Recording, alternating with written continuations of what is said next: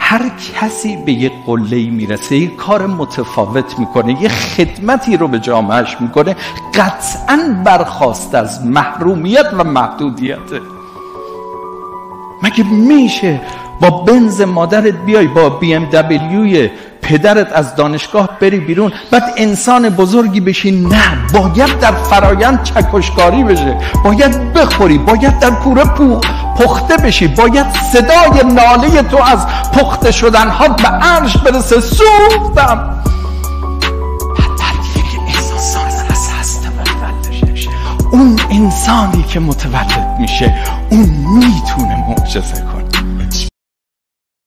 هر کسی به یک قله‌ای میرسه، یک کار متفاوت میکنه، یه خدمتی رو به جامعهش میکنه، قطعاً برخواست از محرومیت و محدودیته. مگه میشه با بنز مادرت بیای، با BMW پدرت از دانشگاه بری بیرون، بعد انسان بزرگی بشی؟ نه، باید در فرایند چکشکاری بشه، باید بخوری، باید در کوره پخته بشی، باید صدای ناله تو از پخته شدنها به عرش برسه. سوختم. بعد یک انسان از هست متولد میشه.